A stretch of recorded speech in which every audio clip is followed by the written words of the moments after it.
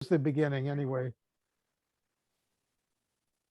Okay, so we're recording all the entries in the competition right now.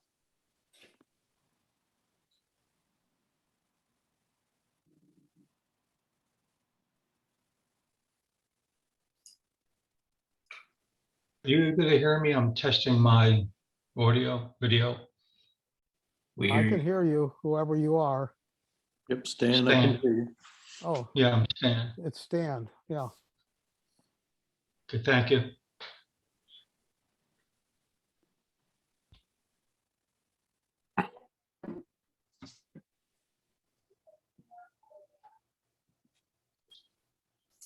I'm not seeing, is our speaker on? I don't know. I'm not seeing him. As you know, I gave him an itinerary of the meeting, so Yeah.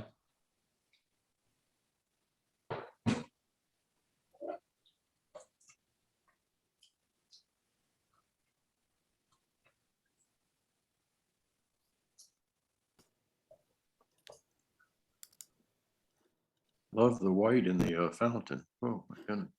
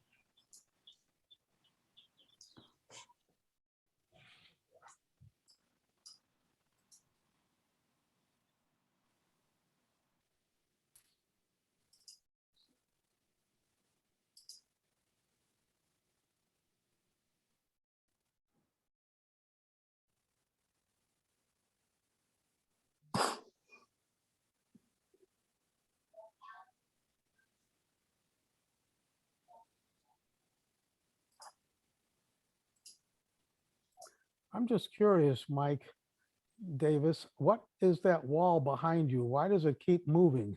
Oh, I'm sorry. I'm in the recliner rocking. I see. Okay. Hey, don't go to sleep. I thought I had it tilted down enough to where it just shows the top of my head. So, Well, now it does. okay, thanks.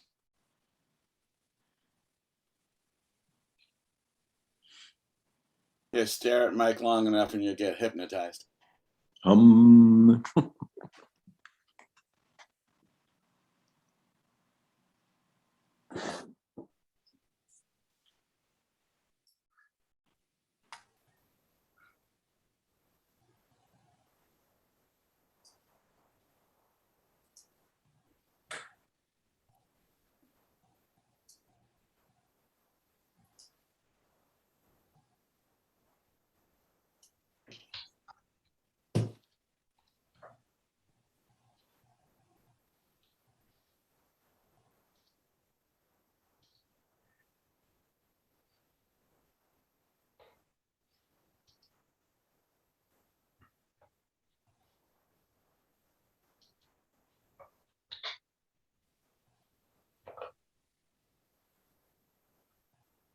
Mike, did you get any more F-22s or F-35s down at Savannah?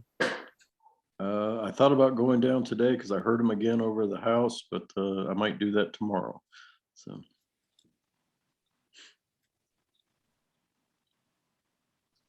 Is it possible to know how many we have in each category as far Yeah. as submissions? We had three in novice, 13 in intermediate, 13 in advanced, and 10 in expert. Okay, so there'll be, except for novice, there'll be 4 ribbons in the other Yes, 3 yes, there- categories. yes, there will. Okay, that's good. Thank you.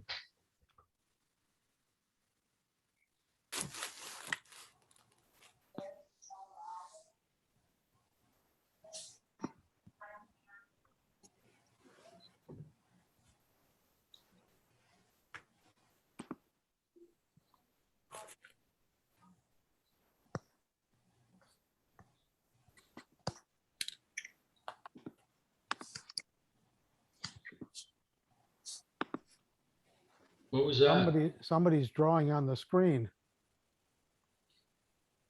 Hmm. It's not me. Uh, I said, I haven't touched anything. So I don't know why it's on my screen, actually.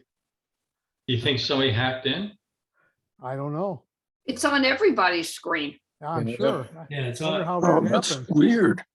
but I don't know who did it. I mean, I didn't do it, and I claimed the host, so nobody should have been able to do it. Right. Oh, That's boy. bizarre. Can you reboot so we can get rid of that? Well, we will end the slideshow in a minute or two, and we'll see if it goes away. If it doesn't, we may have to live with it. It's not a terrible distraction, but it's a bit of an annoyance. We've had this before, several years ago. Somebody wrote on the screen, and I can't remember who it was and how they got rid of it, but it happened before.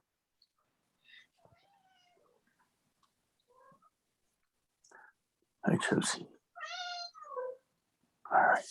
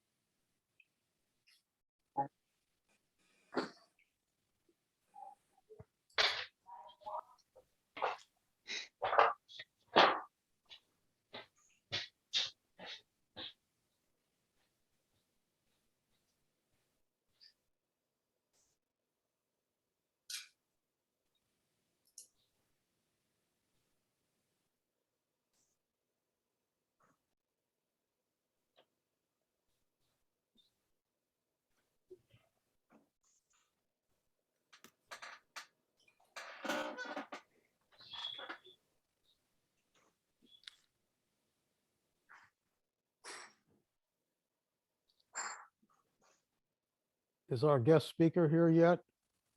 Yeah, he's here. Okay. Good evening. Hey, John, where are you? Hey, Doug, how's it going? Good.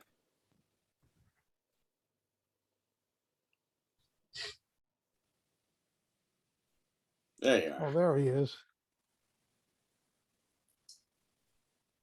Thought maybe you'd have a backdrop of Nauset Beach or something, John. Actually, that is Nauset Beach behind. Well, yeah. You should be sitting there.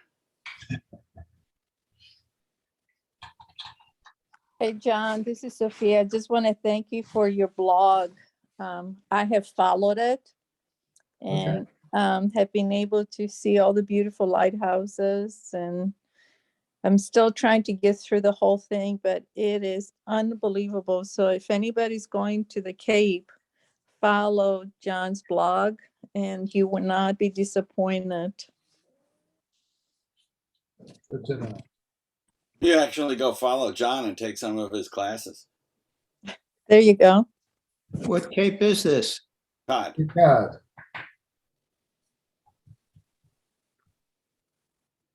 All right, I think I'm going to stop the sharing. Okay. Ah, that got rid of the Well, red that's marks on the screen. good. That's weird. Well, I think, let's see. Yeah, it's about 30 seconds to 7 o'clock, so I think we could probably go ahead and get started. Let me start by asking, do we have any new members with us tonight? Everybody's been here before. Okay. This is our last meeting before the summer break, and it's also our last Zoom meeting for a while. We're gonna, and when we meet again in September, we'll be meeting in person. And I believe that means that our competition will be a print competition in September. Is that right, John? Anyway, that's what we'll plan, is an in-person meeting in September and with a print competition. Just want to remind everybody too about the Chartered Club showcase on Thursday. We'll have the studio open from 10 to 2. And if you have any questions or want to just see the new studio or discuss anything with anybody, we'll be there. Also, you can bring your neighbors and friends. They may be interested in photography, and you know, even if they don't have cameras, they have phones, and they may find a lot of benefit to what we have to offer. Good. And then I also want to mention that John Ryan is leaving us as membership chair, and I want to thank John. I don't know if John's on, but I want to thank him for all the work that he's put in over the last several years as our membership chair. And Mike Fracken will be taking his place as of June 1st. So with that, Dale, you wanted to say a few words about education? Did, thank you.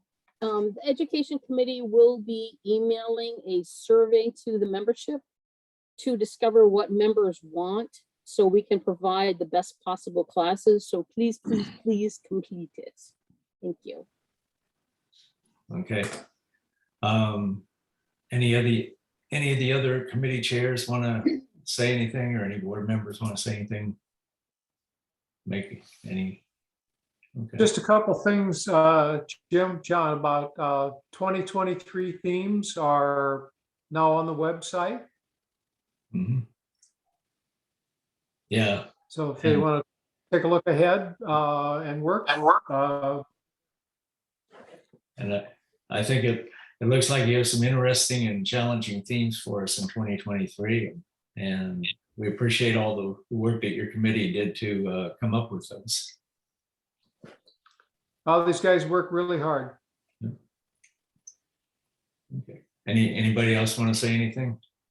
Another question, is every competition going to be a print for printing, or is that going to vary during the year? Well, not every meeting is an in-person meeting. So we're going to have, so there will be online competitions during the Zoom meetings for sure.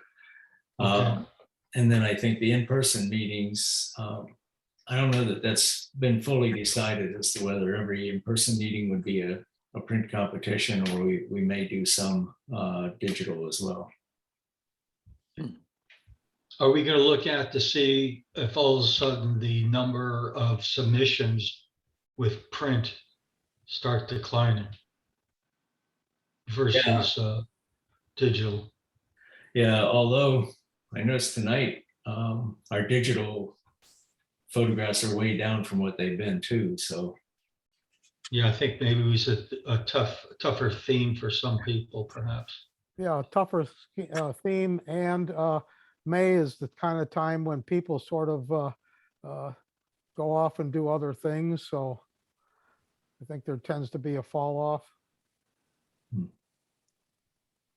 okay. But yeah, if it looks like there's a lot more participation with the digital than there is with the print, then we probably try to have more digital so that we can get as many people involved as possible. Okay. Anything else?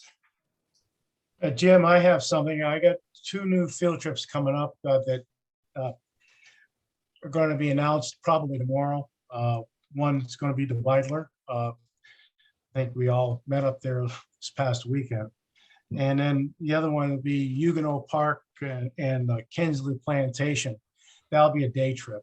And we're going to replace the one that we had in the queue for Huguenot and Fernandina.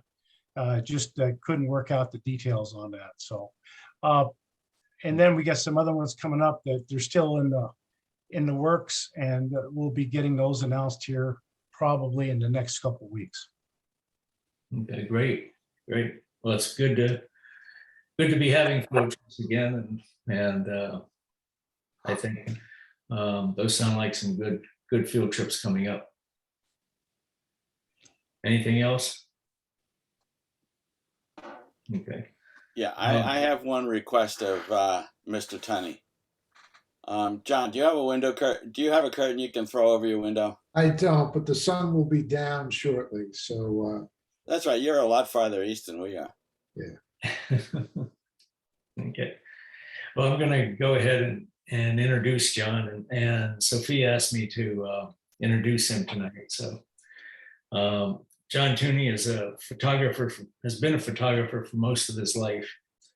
He specializes in fine art coastal imagery. His work includes impressionistic seascapes, traditional landscapes, and scenics, still lifes, abstracts, and creative portraits of jellyfish and other sea life.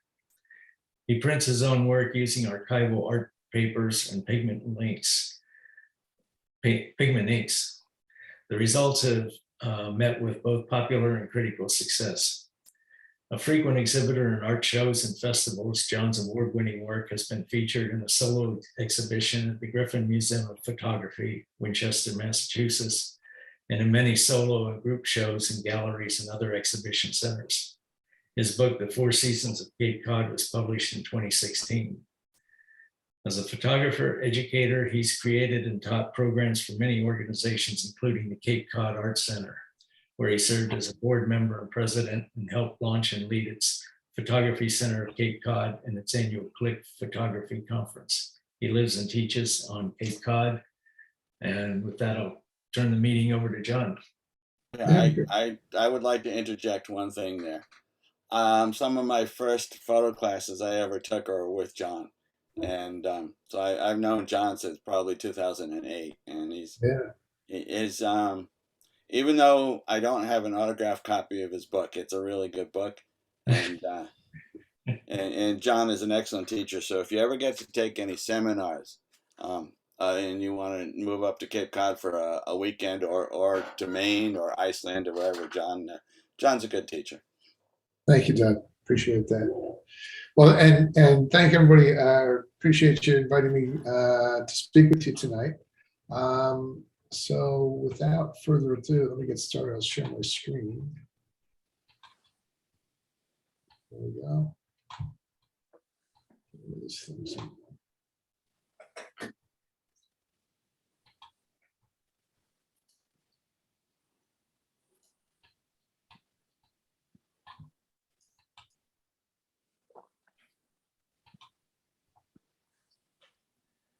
All right, everybody see this okay? Yep. All right, here we go. John, I'm going to mute everybody, which means you'll need to unmute yourself right after I do that. Okay, that's fine. And feel free, if you have questions during the presentation, feel free to pipe up and go ahead and ask. And if you just hit the space bar, it should activate your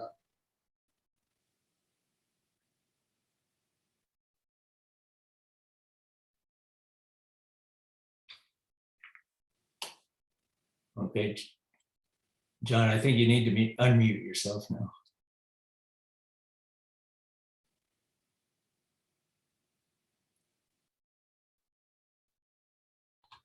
There we go.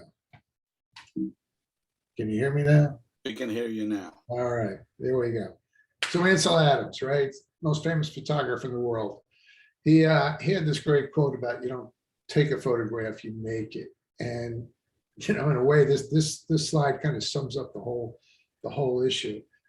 He writes about this picture. This is Half Dome in Yosemite. He writes about this in one of his books, where he went up there, and this is not only pre-digital, it's pre-35 millimeter, so he's lugging 40 pounds of camera gear. And he's staring at this scene, and he realizes that the sky is going to be this sort of light shade of gray, which he doesn't want. He wants it a little darker. So he puts a filter on the lens that'll accomplish that for him. And so that's what he got. This is the shot from the print from 1927. But he calls this pre-visualization, where he had an idea of what he wanted the image to look like, and then he took the steps necessary to make that happen. Then 53 years later, in 1980, he reprinted it from the same negative, but he took a different approach to give it a different feel than the original shot. So it's really, it's about seeing, it's about thinking, and taking the shot, doing what's necessary at the moment, but also about the processing. Let me get this. So it's a combination, this whole finding the shot, the art and craft of seeing, it's a combination of art and craft, the right brain, left brain ideas, a little bit of inspiration, perspiration, and then serendipity and planning. Now, C.S. Lewis, what you see in here depends a good deal on what sort of person you are. So the kind of pictures you're going to want to create are going to depend on what your goals are, what kind of images you want to create, who your audience is, a lot of different issues. Someone's, photojournalist is going to take, create different kinds of images than, say, a landscape photographer, a portrait photographer, whatever. For me personally, photography is about two different things, really. I like going out there. I just like being out and creating images and seeing interesting stuff. In part, our job as photographers is to go out and see cool stuff and make pictures out of it. And then, it's the idea of, getting out there and seeing stuff and then creating an image out of it. On the other aspect is that for me, it's business. I'm what's called a fine art photographer. And I don't mean that to sound kind of lofty. It's just really just means that I create images that I hope people buy and put on their walls, basically. But, whenever a speaker is coming out to give a talk like this, they're all coming from different perspectives, whether they're, portrait photographers, sports photographers, or whatever. And so this is my perspective on things. This is how I go about it. And so, I do a lot of coastal photography. I do a lot of wave work, doing long exposures and camera motion and stuff. And, again, just trying to create interesting images for people. I do some traditional landscapes as well as, scenics. I'm big into night photography. I actually, commercial plug, I've got a couple of night photography workshops coming up. I do travel a bit to Iceland, and I'm not much of a wildlife photographer, but I'm sort of an opportunistic wildlife photographer. I see something interesting, I'll try and nail it. So when it comes to photography, there's this quote out there from, there was one photographer in particular who I won't name, but a bunch of people have come up with this about, if you want to take more interesting pictures, you should go stand in front of more interesting stuff. Couple things wrong with that. It's usually said by people who get paid to go stand in front of interesting stuff. It doesn't always work. There are lots of boring pictures of interesting subjects. This is another one of Ansel's images of Half Dome, right? Beautiful image. Although if this was in a camera club competition, I'd probably tell you to crop out that little highlight there. But hey, this is Ansel. But so I went on Instagram and I searched for Half Dome images, and this is one, this is kind of one of those, this is what I saw when I pointed my camera in this direction and I got that picture. It is Half Dome, but it doesn't have quite the same impact that Ansel's does. And so the other thing wrong with this comment is that it assumes that the object is always the subject. When you look at Ansel's images, there's a whole lot more going on here than saying this is a picture of Half Dome and the moon. There's a drama to this. It's a very powerful image versus the one on the right, which, there you go, Half Dome. So the point is that you don't necessarily, standing in front of interesting stuff isn't always going to work. But the other aspect is that there's interesting stuff all around us, and it's up to us to figure out how to find it and create interesting images out of it. So 4 keys to a successful image. You know, there's obviously you need light, some kind of a subject, composition, and finally communication. And this is, you know, the last one is really important. There was an exhibition of Mark Rothko up at the Museum of Fine Art in Boston not too long ago. And there was this quote on the wall where he says, you know, a painting is not a picture of an experience, but it is the experience. And I think that's really important because, you know, you see a lot of photographers will say, you know, I was trying to capture my experience of the scene or the moment or whatever. And that's great, that's fine. But it's also about what the viewer is feeling, right? It's about how you know, create an experience for the viewer. That's where the communication comes in. And Rothko probably would have hated Instagram and Facebook because we spend about 2 or 3 seconds looking at a picture and we hit like and we move on, right? So if you want to take more interesting pictures, you got to see more interesting stuff and then figure out how to make a picture that's going to create an experience. So how do you do that? Well, back to our friend Ansel, there are no rules for good photographs, there are only good photographs. And that's like, well, thanks a lot, Ansel, really helpful there. But there are some guidelines that we're going to go over tonight. So some of the stuff I'm going to cover, it's like, you know, what does it mean to see, a little bit of composition, light, and equipment, and some other ideas to go through. So what does it mean to see? I like to show this image in my classes and workshops. It's, you know, it's, the point is that what we look at, what we see aren't always the same thing. You know, some people, when they look at this image for the first time, they see an old woman. Some people see a young woman. For those of you who aren't sure, the old woman, this is her nose, that's her eye, there's her mouth and her chin. The young woman is looking away from us. That's her ear, this is her jawline, her chin, piece of nose sticking out, a little bit of eyelash there. But really what we're looking at are a bunch of, you know, black and white spaces and some lines, right? But our mind is processing this stuff and we're filtering it and we're deciding what we're seeing. Now, this is another one of those images. This is the duck rabbit image. You know, some people see a duck when they first look at it, some people see a rabbit.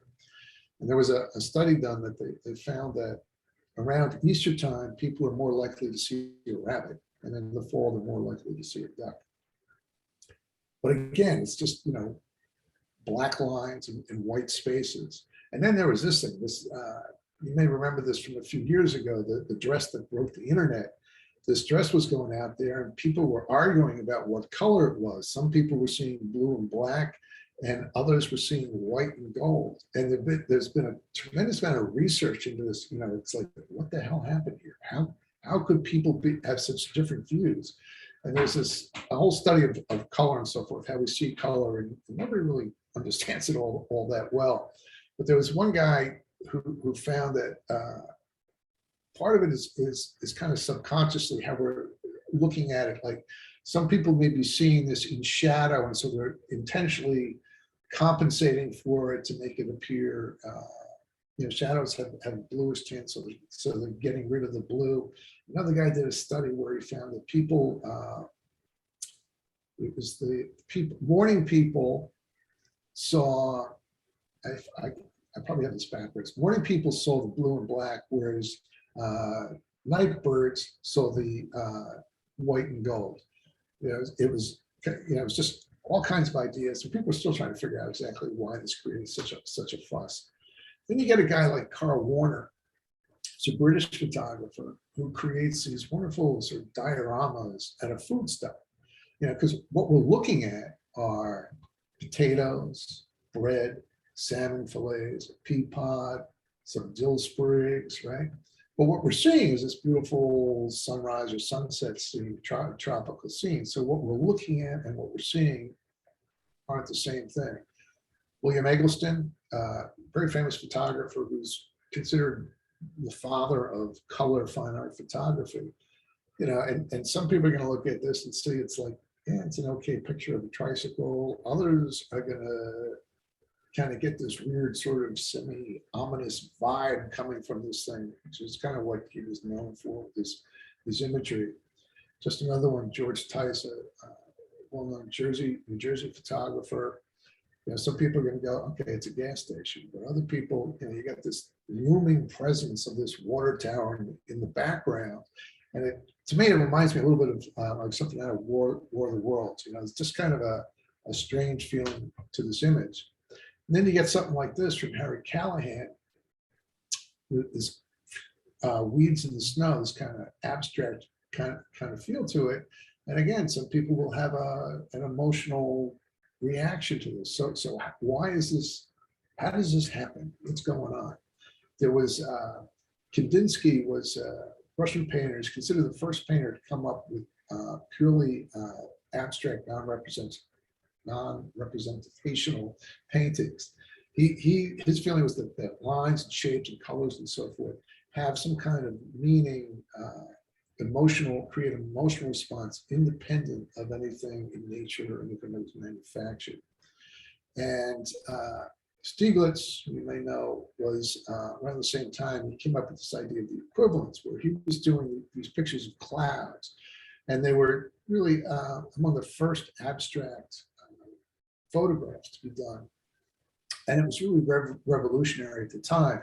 And, you know, his thing was that these images, the equivalents, you know, it's the arrangement of light and shadow and shapes and forms and stuff, are create an emotional state in the viewer and in the photographer.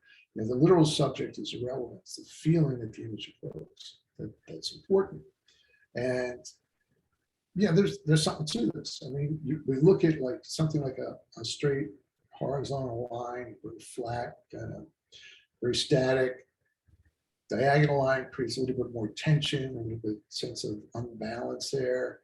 Vertical line is static, very rigid perhaps. This is kind of smooth, maybe happy, relaxed, a little tense, stressed feeling from it. So all this stuff is going on out there. This is unbalanced, stable. Horizontal lines in general are said to be static, calm, relaxing. Diagonal lines have create a great sense of motion, energy, flow, direction to them.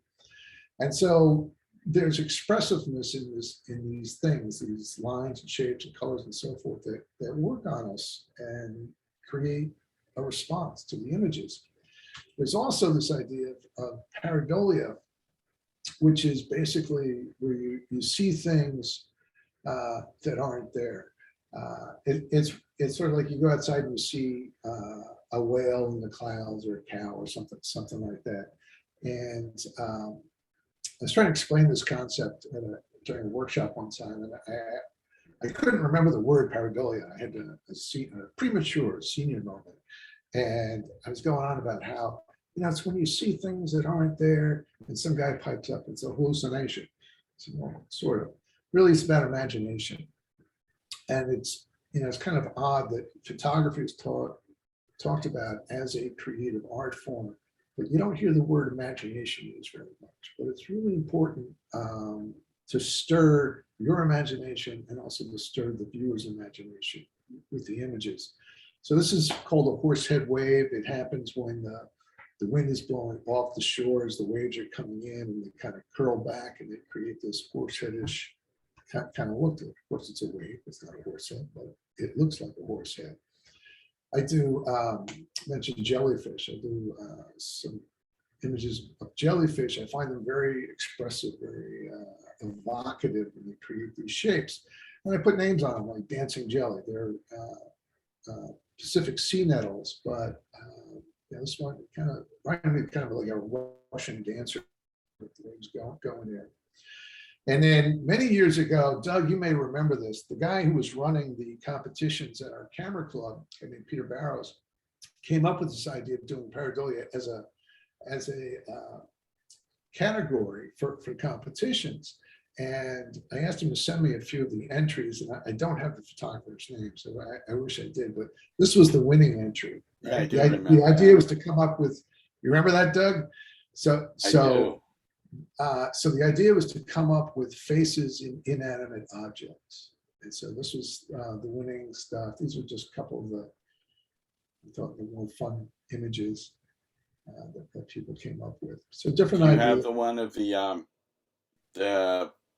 telescope thingies with the. I don't. At Chatham by the light. Yeah, I don't. There were a couple of those. Yeah. And then you get, this is a well-known example from Viking, taking pictures of Mars.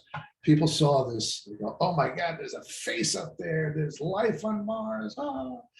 But, they just changed the angle, and obviously it's just a rock formation up there. But the point is that light, shadows, lines, shape, etc., they can create a sense of story, a mood, a feeling that can be independent of the objective content. Minor White was a contemporary of Ansel Adams, and he said that basically, the idea of the equivalence is that these things become symbols that are metaphor for something that's beyond the subject being photographed, and I think there is something to it. Not always, of course, but sometimes. In other words, the object isn't always the subject. Now, sometimes a tree or a boat is just a tree or a boat, but sometimes it does create more emotional feeling than just that. So part of the idea of seeing is to go out and kind of feel things that are expressive, independent of the literal subject. Go out and look for expressive things. It's just a read. Different ideas. It doesn't have to be necessarily some kind of epic psychological story, but just, fun stuff.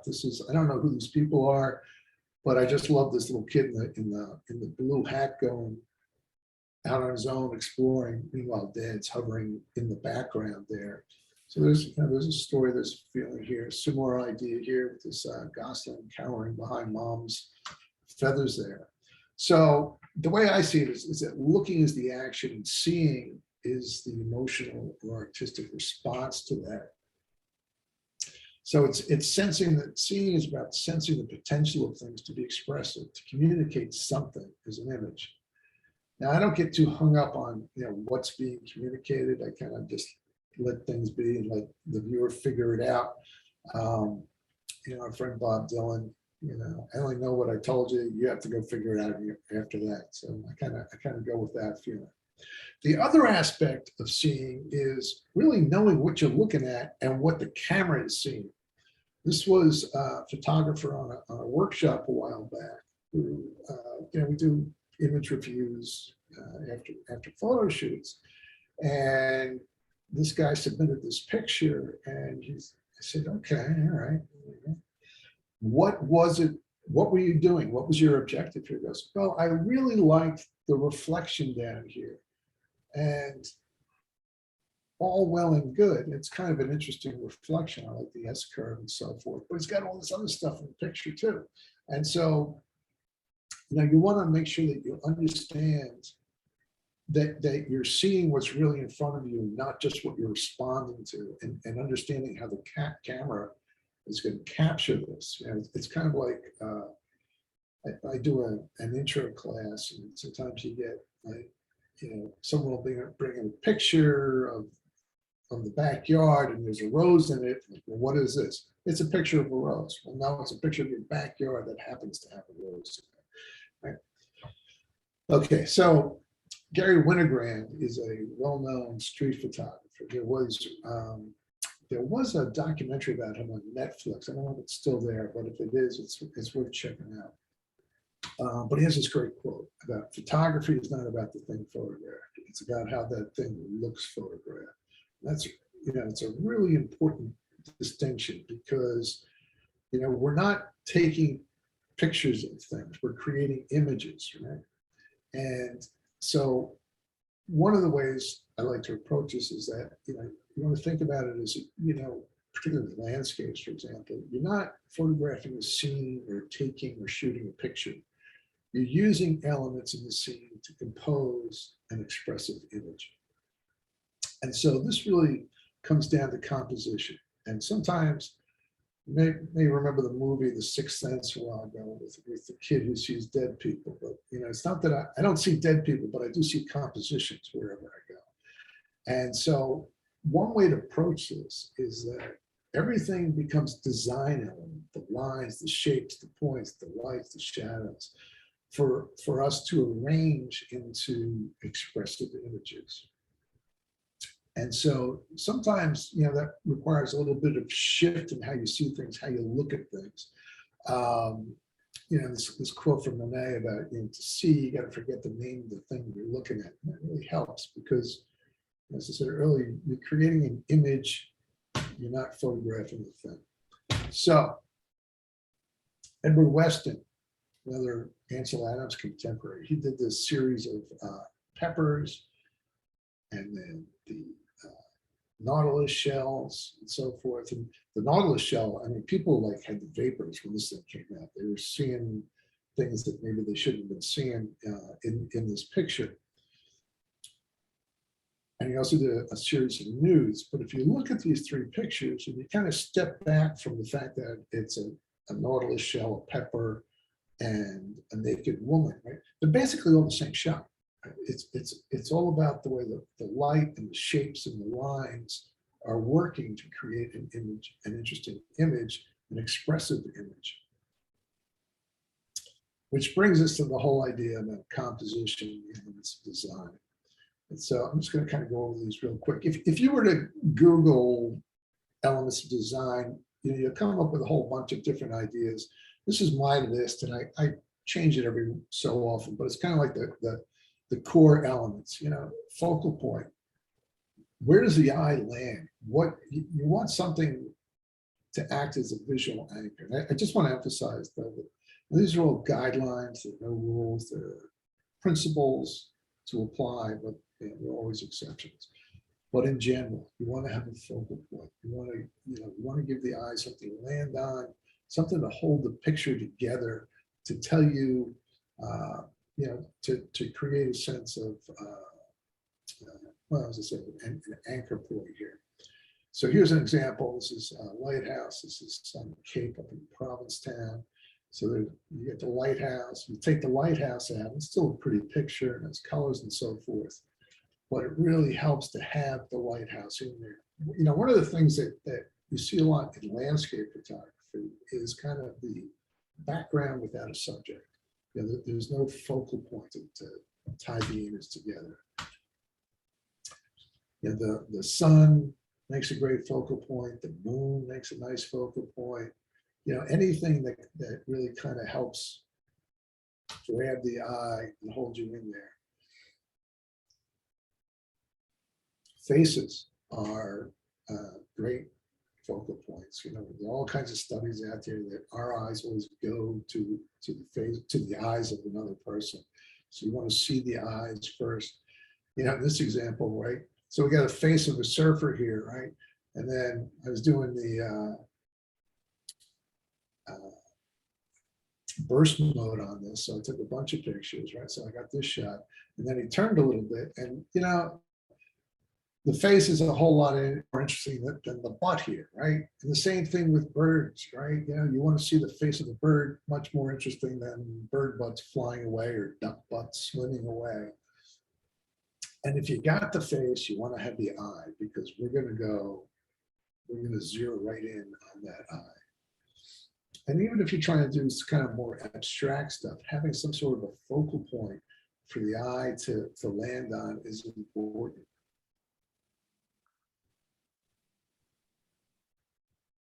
All right, geometry. So looking for lines and shapes, right? That's what pictures are made up of. We talked about the lines. So you have leading lines, right, that take you in. And it's nice to have a focal point that the line will take you to.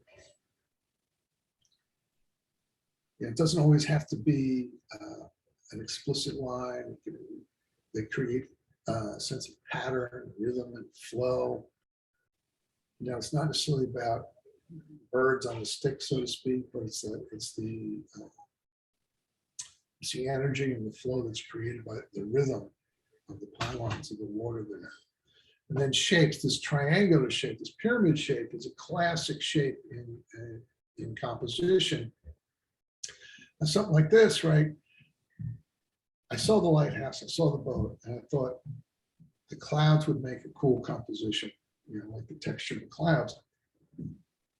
But it wasn't until I got home and I was really looking at the picture and started to do some processing that I realized what was going on here with the triangle. Same kind of thing happening here.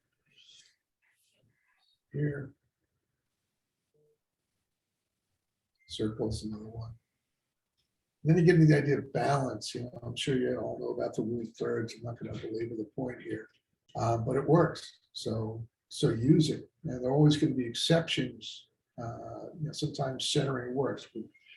Round subjects, square subjects, that can happen. You just got to be careful. Sometimes it creates a sense of static, lack of energy to it. And then balance goes the other way. This isn't really rule of thirds, it's more like rule of 6 or rule of 12s or something. But looking for, what caught my eye here was the way the boat and this little wave kind of balance each other out. And you've got the light at the top and then the darker tones toward the bottom. Same idea here with the sun and the tree balance each other out, the dark foreground, bright background. And then negative space can be a great way to kind of help balance out an image. Back in the film days, Kodak used to put out these handbooks in photography, right? And they would tell you to come in and fill the frame with your subject. That's a great idea. It can make a good picture, but sometimes not doing that and using negative space creates a different kind of feeling, different balance to the image.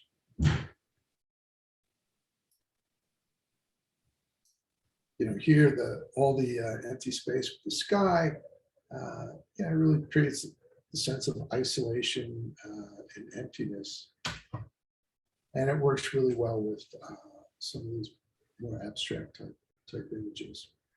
And texture. This is the picture behind me, but this is Nauset Beach. It's a famous beach. It's packed in the summertime. And so, this isn't really a picture of Nauset Beach. They didn't use this to illustrate Nauset Beach. But what got my eye was the texture, the ripples in the sand going out here. And then, because the sun was so low in the sky, you get these highlights and shadows. It really helps that texture stand out. And then using a higher S-dot creates that sunburst, which creates the texture of the sun. Snow. Same idea, different textures. This is just a close-up of a wave breaking, but I like the texture, the way the light was hitting the splash of the wave. And then you can use techniques like camera motions, shutter speed also affect texture and the feeling. Now you come to framing. John Sarkowski was I don't know if he was the first, but he was one of the first curators of photography at the Museum of Art, Museum of Modern Art in New York. And he wrote a book called Photographer's Eye. It came out in the 70s. And he has this quote in there where photography is about selection and painting is about synthesis. And I don't entirely agree with that. That may have been more true back in the 70s, but these days with all the tools we have in the digital darkroom, there's a fair amount of synthesis going on too. But selection is key. It's all about the framing. You decide what's in and what's out of an image, and that tells this. That determines the story that you're trying to tell. And so you want to pay attention to what's happening in the corners, what's happening at the edges. Where do you cut off the building? Where do you cut off the foreground, and so forth? You decide what's in and out. And in one sense, framing is probably the most fundamental element of photography. If you ever see a kid or just anybody with a new camera, they're sort of walking around and doing this kind of stuff. They're trying to frame up the world, right? Back in the film days, when you're sort of learning photography, one exercise was to take a piece of mat board that had been cut out. And you just kind of walk around and you hold it up and you look, you try and find pictures in there. And these days, your phone is a great way to practice this, is just walk around kind of like, ooh, that would make a nice picture, whether you take it or not, it's up to you. So you decide what's in and out. And, even like in woodland scenes, right? They can be pretty chaotic trying to find a scene, but there's always a way to isolate elements and create your image. And you don't always need the whole boat, the whole bird, the whole lighthouse. And then there's the idea of using elements in the scene to frame another part of the scene. It's kind of like the frame within the frame. And you don't say you have to have all four sides, but it's just an idea to kind of package part of the scene. So different ideas. And then, it's working the scene. We have, I call it the scenic overlook syndrome. I remember that image. Yeah, you pull over, you see something nice, you pull over, you point your camera at it, you snap it, back in the car and move on. There's initial calling to something that you see out there. And so you want to try and discover what the picture is. What is this thing trying to tell you? And so you work the scene. This was, for those of you from up my way, you may remember winter. This was taken one February off my deck. And, February on Cape Cod, if you're into brown and gray, this is a great place to be. That's why I'm here. Yeah.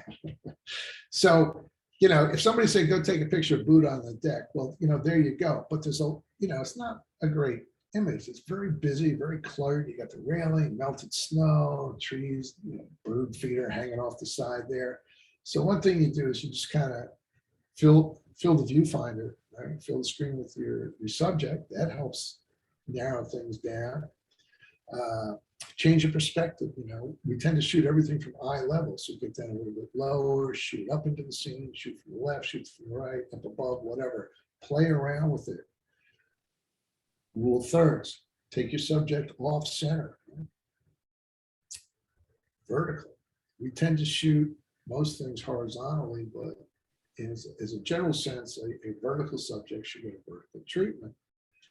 And then finally, you want to isolate different elements to discover what's special about a subject. And so we go from here to there, or from here to there, in just a few quick clicks. So what you leave out is as important as what you leave in. On landscape images, one approach to this is you start wide and then you slowly move in, right? So this is a Skagafoss. It's a famous waterfall in Iceland. So this is the distance shot, coming in a little bit closer and then coming in on detail. It's just a nice pattern to follow, and you never know what you're going to find. Lately, I've been getting into these kind of abstract woodland type scenes and playing around with them. One thing I like to do with my classes is have people find an image and then you crop it a whole bunch of different ways to discover multiple compositions within one shot. And so like on something like this, basically it kind of reminds me sort of like a mellow Jackson Pollock kind of shot. But so this is the first one. So I might crop it up here. I kind of like the way those shapes are coming together. Or maybe there's something down here, I like the way the two tree trunks are coming up with the branches coming off. Maybe this, maybe that. It's just kind of playing around, and it's just a way to kind of help train your eye. It's not necessarily that this is going to make a great image. You may be cropping it so much that you're losing the resolution. It's just a way to play around and kind of discover things. And as I said, training your eye. Shoot the horizontal, but go ahead and shoot the vertical as long as you're there. You never know. This little guy was floating along. I like the way he was lining up with the reflection here. But then he went on, which it's basically a vertical subject at this point, so we'll give him a vertical treatment, but he's moved on, so switch over to a landscape mode. Simplicity, keep it simple.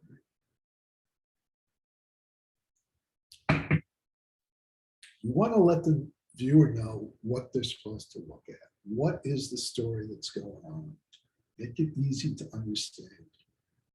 You know, it's finding coherence in the chaos that's out there. Doesn't mean you can't have a lot of stuff in the picture, but you want to arrange it in such a way that it can be digested. Keep it simple. You know, even something like this. Andres Gursky is another one of these famous photographers. Stuff sells for millions of dollars. He actually had, I think, what was the highest price paid for a photograph at one point. But anyway, this is Chicago Board of Trade. Chaos, right? There's all kinds of stuff going on here. But you actually look at it, it's almost kind of like there's this circular, these concentric circles kind of pulling us into the center there. And yeah, I don't know for sure, but I suspect he was doing some interesting work with saturation and colors to kind of help pull us into that. So you can have a lot of stuff, but if the overall design is basically simple, easily digested, then that'll work fine. So that's kind of a quick run through on some of the basics of design. As I said earlier, it's about kind of creating coherence out of chaos. One exercise I've done with people in a workshop is, this is basically the landscape workshop, but we ended up at this harbor, and there was a cement wall with all this kind of interesting stuff going on. So I had people go in there and try and create images, look for compositions, you know, anything like, you know, peeling paint, pebble drivers, whatever. If you're trying to photograph this weird stuff, but think about the elements of design, you know, what's a focal point? Where are the lines? What's the framing going to be? You can kind of discover interesting images. And then when you have something like this, you know, don't be afraid, you know, flip it around different ways, see what, you know, see what feels good.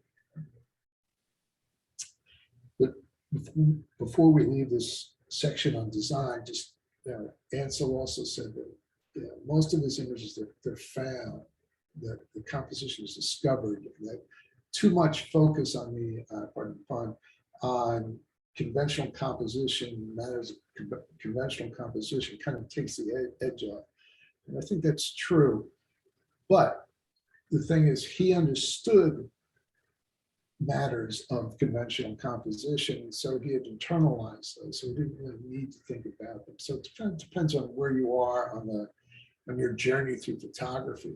I mean, it's good to learn these things. It's kind of like grammar, right? You need to know how to construct a sentence in order to write. But then at some point, you don't worry about where the verb and the nouns are going to go. You just do it. And so you want to get to that point. Just a little bit about equipment, right? Lenses, what to use, when and why.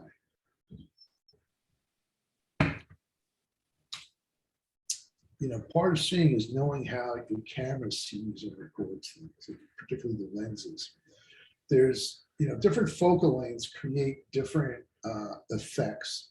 There's a common misconception out there about how telephoto lenses compress the scene. It's really not true. What happens is that wide angles exaggerate the scene, exaggerate the foreground. You can see what's happening here. This is 24 millimeters, right? Wide angle, 70 millimeters, not terribly telephoto, but a little bit. And you can look at the difference between these two front posts, right? You can see how with the 70 millimeter, it's kind of flattened, whereas with the wide angle, it's exaggerated. The distance is exaggerated, stretched apart. And that's because it's kind of the way we see things. You know, the things that are closer to us look bigger, and early on they're further apart. But things in a distance appear closer together. And so it's not that the telephoto lens creates compression. It's just that things in the distance look closer together. But you use that in your photography. just another example. So this is a 19 millimeter lens, wide angle. And then, whoops, and then stepping back using a 60 millimeter lens. Okay, going from that, it's the same basic composition.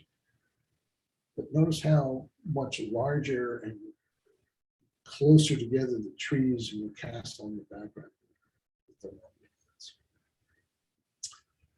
So in general, the wide angle lens is used to emphasize the foreground, and then the space beyond it.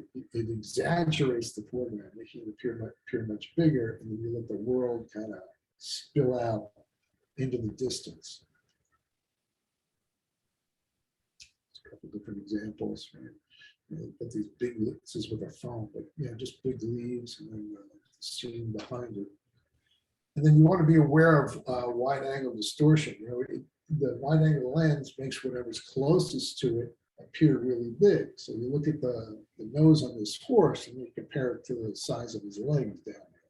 You know, it's a little bit off. It's something to think about when you're taking a picture of a person or you're having a picture taken. You know, particularly if you're sitting down, you know, if you're slouching back in a chair like this, well, you know, it's your stomach that's going to be much bigger. Or if you're leaning forward, your nose is going to get huge. So you want to be aware of this and think about it. And then with telephoto lenses, right?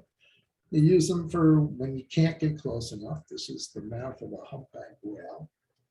Or when you don't want to get too close to something. But it also has a look that, for ease of speaking, we'll you know, talk about compression, you know, that telephoto look, things look kind of flat. It's almost a poster kind of look to it versus the wide angle lens, right?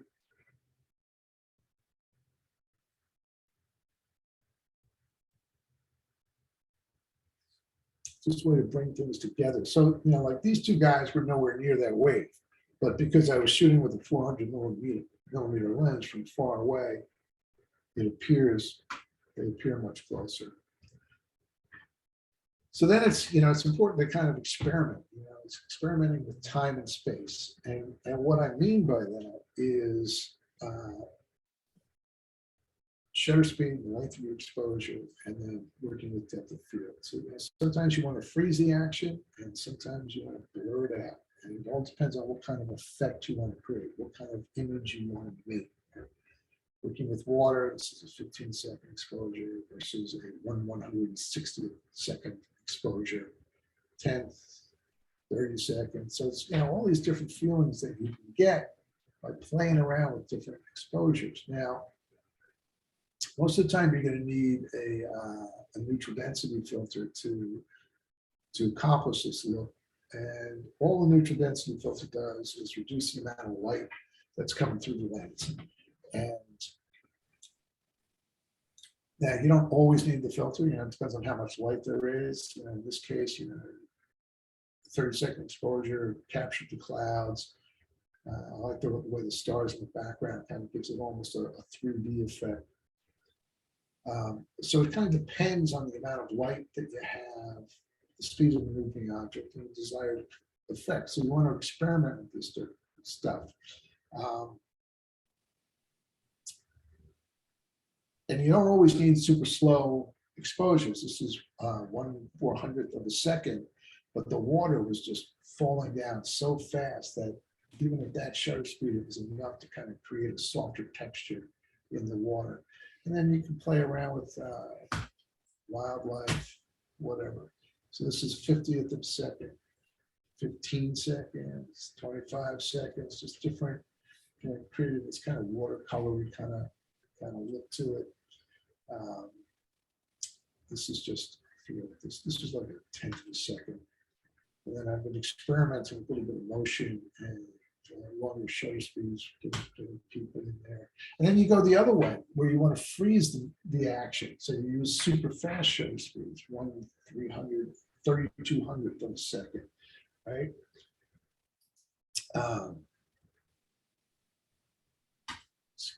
So just trying to create nice, sharp, crisp crisp images using fast shutter speeds creates a very different feeling, very different effect, different experience for the viewer. And then with space, we're talking about depth of field. So sometimes you want a lot of depth of field and sometimes you don't. Three things affect depth of field. It's the aperture, focal length, and how close you are to the subject. These last two things are basically the same, but it kind of helps to think of them separately. Shallow depth of field, you want to get that blurry background effect. You know, it's easily done by just getting close to a subject using a longer lens and a lower f-stop. Here, 400 millimeter f5.6. Portraits, you use that shallow depth of field to help the subject stand out against the background. So you also just kind of play around with it and just get different effects, different feelings. This is, you can use selective focus with this idea as well, where here, you know, shallow depth of field, it's f4 in both cases, but in this one, focusing on the lighthouse, so it blurs out the foreground. Here, focusing on the foreground, so it blurs out the lighthouse. Same settings, different focus point, different effect. So I'll do it here. So, you know, to my eye, it creates kind of a painterly, more, actually more artistic, but an artistic kind of feeling to it. There's something about a soft focus that helps. It actually literally helps the eye and the mind relax a little bit. So it does kind of create an experience in the person. Then you go the other way, right? You want to maximize your depth of field. This is, so use generally wide angle, will give you greater depth of field, higher f-stops, and not necessarily too close. So this is f8, not a particularly high f-stop, but at 20 millimeters, it's enough to get it sharp from front to back. Same idea here. Here we're looking at 400 millimeters f11, high f-stop, but because it's such a long focal length, you're not getting a lot of depth of field. There's enough, but having a little bit softer background helps the woman on the bicycle to stand at 22, 16 millimeters. So different ideas. And then, you know, you do get one effect of those higher f-stops is also getting this starburst, sunburst, in this case, a moonburst effect. Just happens when you have a bright point of light against a darker background. This was a couple of years ago, out near the end of the tip of Cape Cod. There's this breakwater that goes out there. Over here to the left is Provincetown Harbor. We had a really bad storm come through, and this fishing boat broke free and washed up there.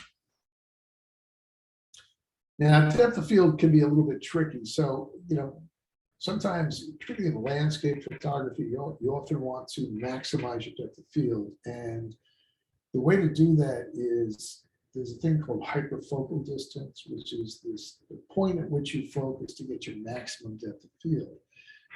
And you may have heard there's a kind of a rule of thumb out there that you focus about 1/3 of the way into the scene. And that works sometimes, but not all the time. So here in this setup, so this is an older camera, but a full frame camera, f11, and a 24 millimeter lens. The hyperfocal distance point is 5.65 feet, which is right about here. So what that's saying is that everything from that point, from halfway between me and that point, which is here, out to infinity, is going to be acceptably sharp. But this isn't 1/3 of the way in the scene, right? If I focused 1/3 of the way in the scene, I would lose some of the depth of field in the foreground here. But if we go out to 100 millimeters, same f-stop, the hyperfocal distance point becomes 97 feet, which is way out here. And that's what it would look like in the viewfinder, which is roughly about 1/3 of the way into the scene. So for practical purposes, the 1/3 into the scene will generally work for you, except if you're using like an ultra wide, then you can focus a lot closer in than you might think.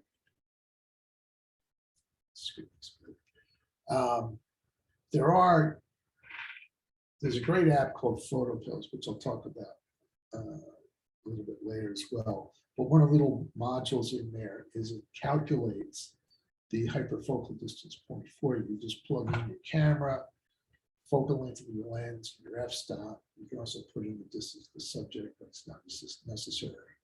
And it tells you what the hyperfocal distance point is. And so it might be a little odd, but I think it's kind of fun to kind of just plug in different numbers, different focal lengths, different f-stops, and see what it tells you the hyperfocal distance point is. So you just get a sense of where it is in different settings. So you don't necessarily have to pull this thing out every time you're out there shooting, but you just want to get a sense of where it is.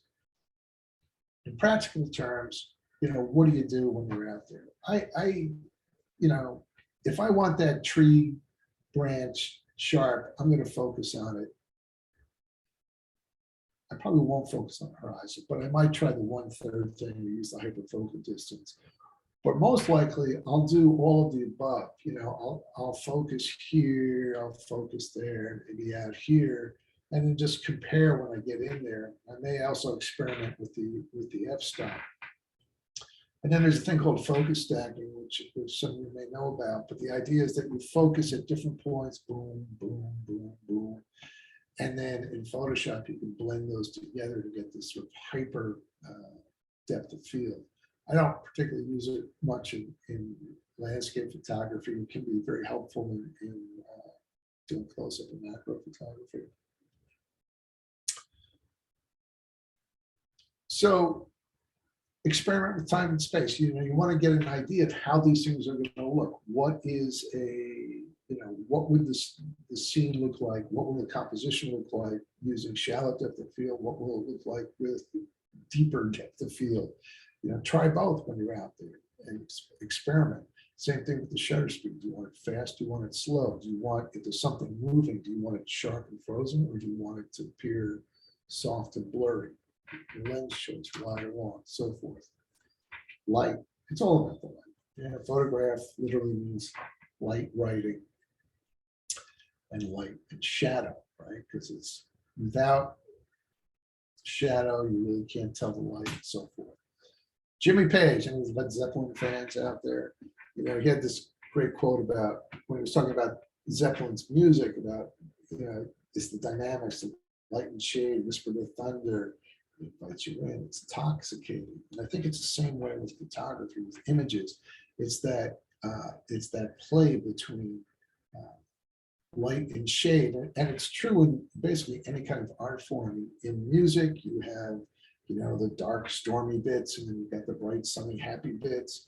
A story, a novel, or a movie, right? Even if it's like a happy romantic comedy, there'll be some kind of scary, troublesome areas. It's that contrast between light and dark that helps give an image its power. And how you use that light really kind of helps shape what you're seeing. Like here we have a ball, right, resting on the ground, the shadow behind it, but you move the light and suddenly it's floating in space. So when I'm out looking, when I'm out shooting, particularly in landscapes, it's like, what do I shoot? What's out there?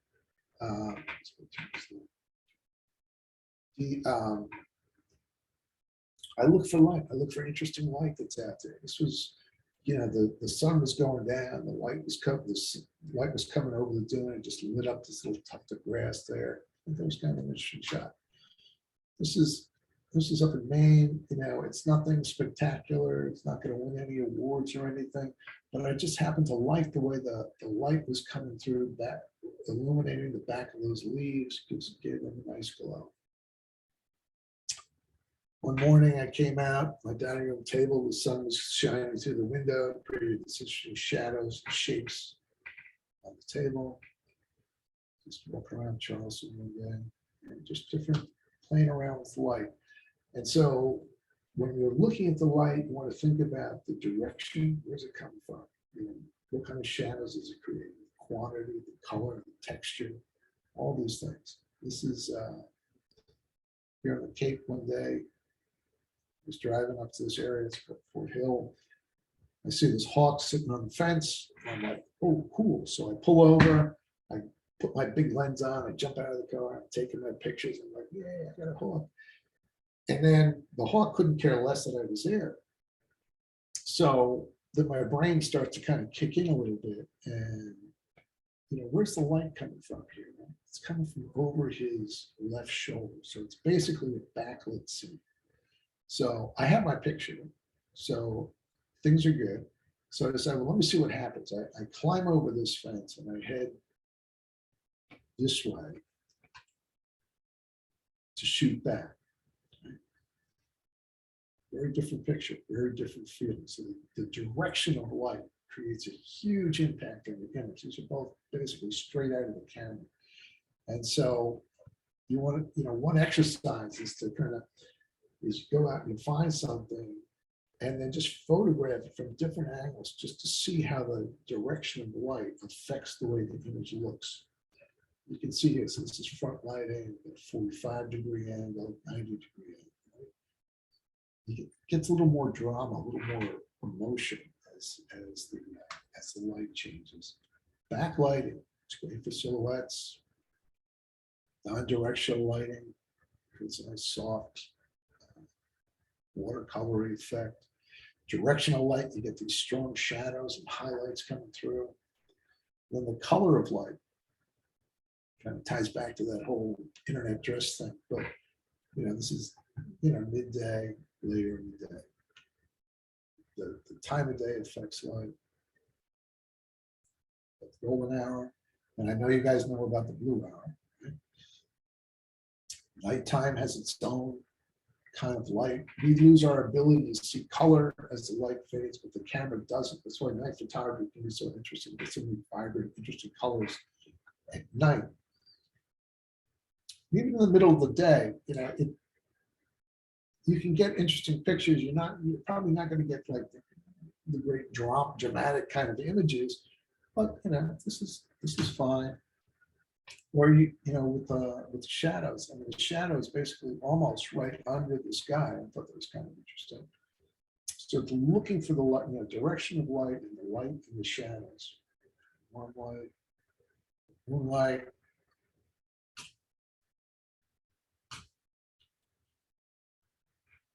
Timing and the decisive moment. So, seeing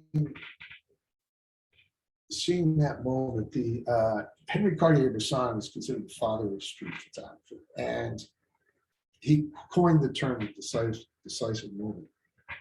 It's kind of this combination of when the technical stuff comes together, the settings, and then the composition, and then the photographer kind of being in the moment, in the zone to take their shot. It's when everything falls into place, right? That's the decisive moment.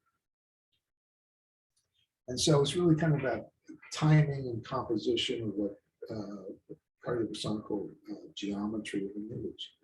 And something like this was a really still morning in Chatham Harbor, and I was photographing the sailboat, and then I saw this guy coming, and I kind of figured he's going to break that reflection. And so I waited until he was there and took the shot. Here I was captivated by this rock down here. I was doing the thing where the water comes in and then the water flows out of the rock. It's having a grand old time. And then this little kid comes down, he starts hurling stones into the water. I go, ooh, great shot. And I try to get it. And his mother calls me away and he leaves the beach. And I missed it. And then he comes back for one last shot and he comes in and hurls the stone. And I'm not saying this was not any great skill on my point, but what I liked about the shot was that his leg was up and his arm was cut back, ready to throw that thing. Part of this, it ties into sports photography, any kind of action photography, wildlife photography, street photography. It's about anticipation, kind of thinking through what's going to happen next. In this case, I was out on a sailboat, and this dog, this kind of mascot was there, and he kept turning around. So I figured he was going to turn around again. I want to get a nice shot of him kind of staring at me. So I just sat there and waited for it to happen. Here, there's this line of these floats coming around, and I saw the swan coming. We're waiting for the swan to get into position to get the shot. So we got the leading line. When's the wave gonna hit the rock, right? Trying to time things. Here, these kids were in the water, and then this flock of geese was flying back and forth, so waiting for that moment when they came together. It's just kind of thinking it through. Now, Cartier-Bresson was, he was shot, he was the light guy, right? So these days, we're using cameras that have 5, 10, 20, 30 frames a second. You know, he was more like 10 seconds a frame, right? So we have a real big advantage in using burst mode, continuous shutter. You know, in this shot, I saw these people down there against the wave, using a long lens, right? Gives it that compressed look, and then waited for the waves to kind of break through. But I wasn't standing there waiting for the exact moment and taking the shot. I was in continuous mode going to nail it that way. Same thing here. As you know, these kids had built this little ramp to go flying off as they were sledding, and so I would start shooting when the kid was back here to get him. Make sure I got him while he was in midair. Same thing here. All right. You know, sometimes editing your pictures, you can kind of feel like you're trying to raise something from the dead.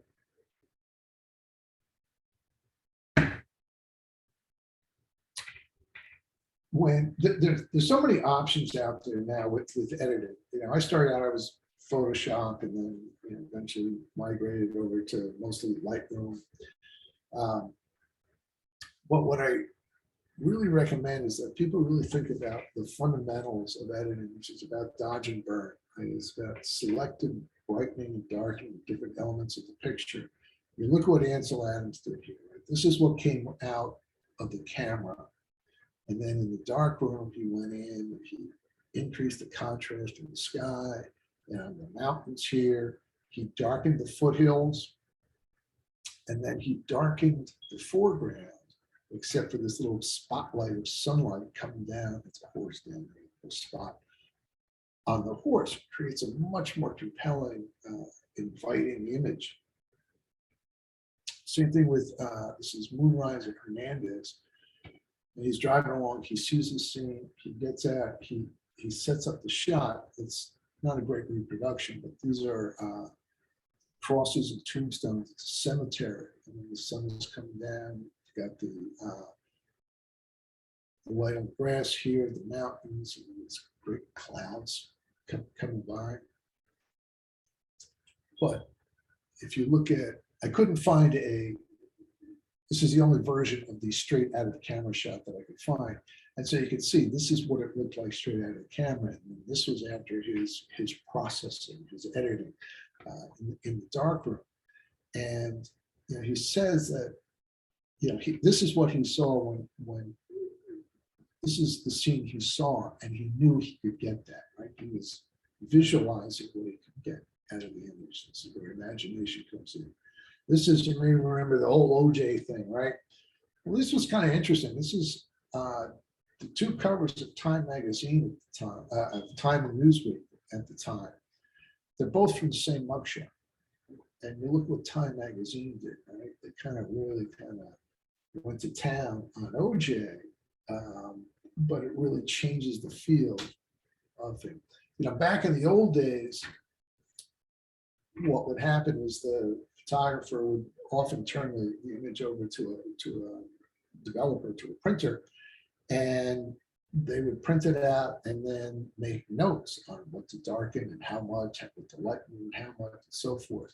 And you can see in this shot of Audrey Hepburn what happened. They brightened up the side of the car and made this reflection more visible. They brightened up her face and her hair, even the inside of the car a little bit. So this is, you know, this has been going on since the very beginning. One thing I suggest trying is instead of just looking at photographers, look at paintings, right? Particularly like the classic landscape painters. because, and the reason I suggest that is because with a landscape painter, you know that everything they did, every bit of light and shadow was created intentionally.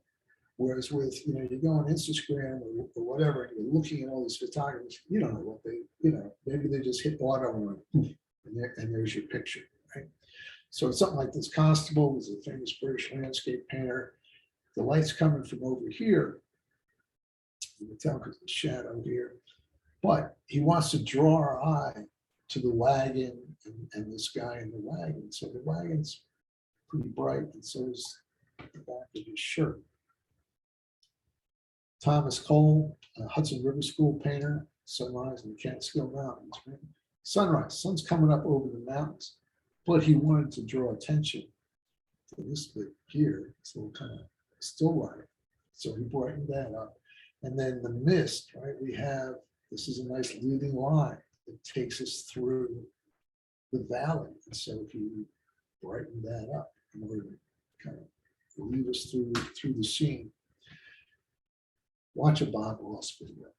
And I say this half joking because, if you watch one of these things and just notice how when he puts a little dab of white paint or a little dab of black paint on these happy little trees, it can really help transform an image. And so we can do the same kind of thing working with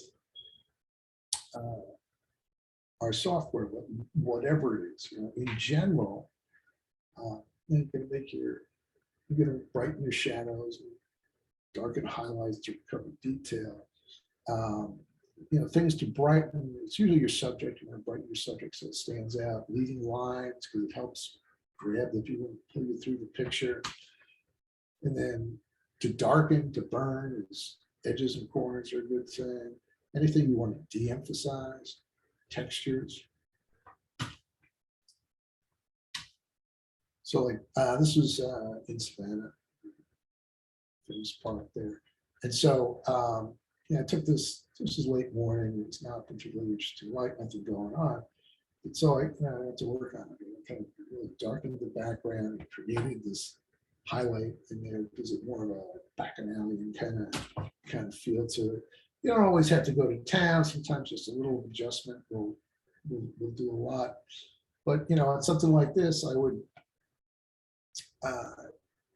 take the highlights down the sky to try and bring in a little more detail, maybe brighten up those shadows, right? Some interesting colors along the sidelines. So brighten up the path, grab our eye, pull us through the picture. The shadow adjustment on the side there, and then on the left-hand side, and then finally just brightening up the background to give our eye a destination to really kind of pull us through the picture. And then there's the retouching bit. It's like you want to pay attention to the details, the things, little distractions that are out there. Like, I really like this image. I like the way the sun had pretty much gone down, but there was still a little bit of glow on the dune. Like the ripples in the sand, the coyote tracks taking us through the picture, leading line. Then I noticed this cloud up here. Didn't like it, so I got rid of it. But then it made me pay more attention to this one. So I got rid of that too. And then finally I got rid of this grass over here as well. And so to my eye, it becomes a simpler picture. I keep things simple and easier to understand, fewer distractions. So it can really kind of, what's interesting is kind of this area. So it helps keep us focused on that. Compositing, I personally don't do a lot of this, but I went to one of those King Richard's fairs, these Renaissance fairs, because I wanted to take a picture of this. And this was a scene up in Maine, so I just kind of put them together to create this little druidic kind of image. Well, I don't do a lot of digital art myself, except for the jellyfish kind of stuff. But what I will do sometimes is like, take this image and I shot this, and then I was looking at it later, and the moon is over there. I didn't like the placement, so I'll move it around and try to find, where should it go. And you know, maybe I'll use it as final image, but maybe I won't. Maybe it's really just about trying to train my eye so that I know better that in this kind of scene, I should have stood a little bit more over to the right to try and put the moon into that position when I was there. Same idea here. This is shot up in Iceland, and there was this wildflower, a little bit of color on an otherwise drab landscape. I realized I didn't really like this over there, so I picked it up. I selected this in Photoshop, and I just moved it over to the middle, which I think creates a stronger image. How much processing is too much? It's really kind of up to you, your conscience. There's really no rules on that. It's really just about you and your sensibility. Planning, right? Trying to find the shot. This comes into imagination. You want to kind of think things through a little bit. You want to do location research. You want to check sunrise, sunset, moonrise, moonset. This is about using them as focal points, but it's also about the kind of light that's going to be created. Checking the stars, the weather, the tides, and then even events like, you know, people, you know, family events, sporting events, street festivals, whatever, you know, any kind, depending on what kind of photography you want to do, there's always going to be some planning involved to go to these places when things are happening. You've got the seasonal changes, animal migration, bird migrations, using your imagination, right? It's the pre and post visualization. Think about things, you know, write down your ideas, you know, there's a boardwalk, you know, somewhere. Well, when will the sun come up behind that? When will the moon come up behind that?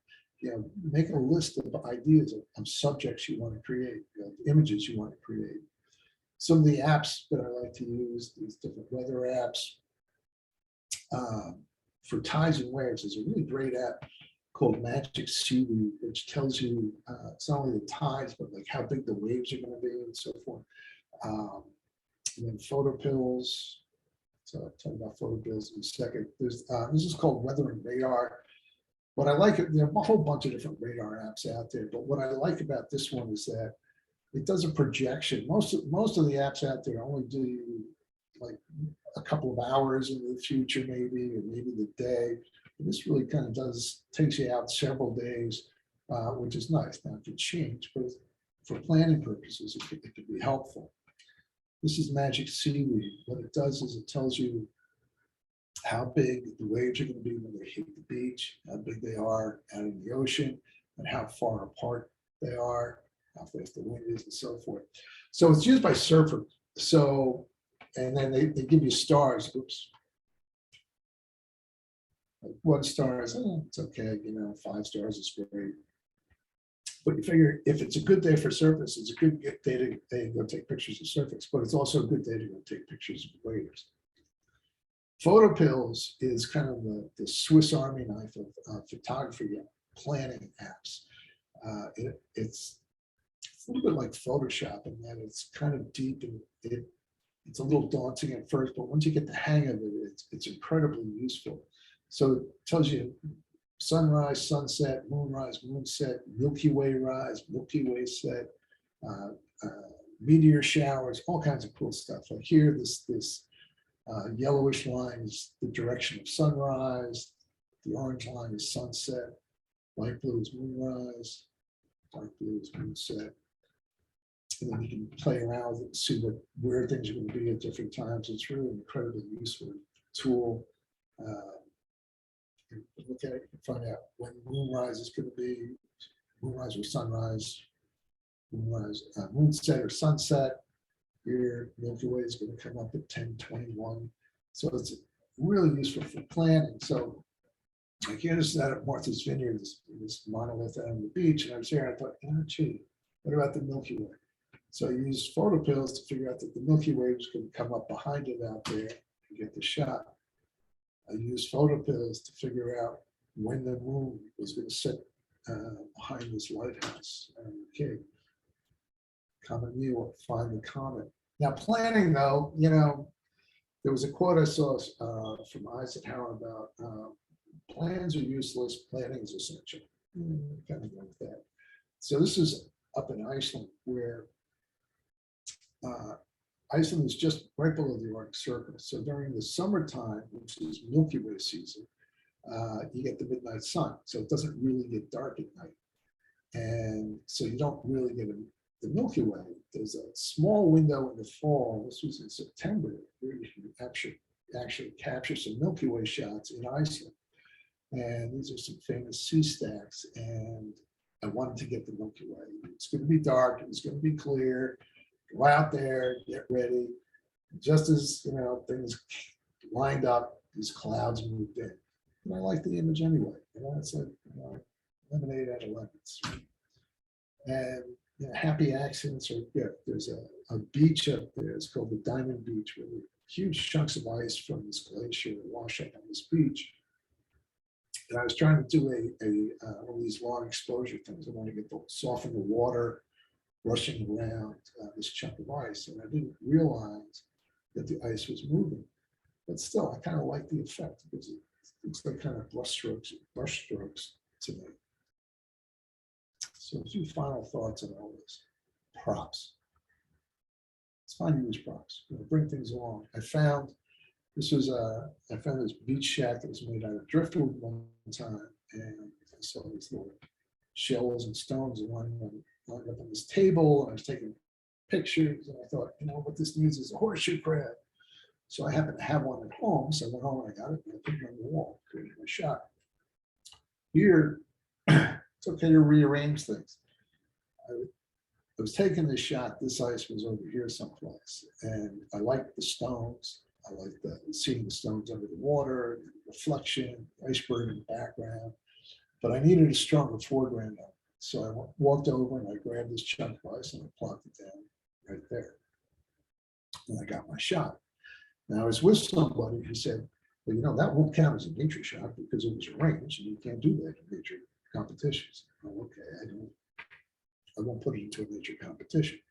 But the funny thing though is that once we leave, somebody else may come along and see that same shot, take the shot, and for them it's not an image composition.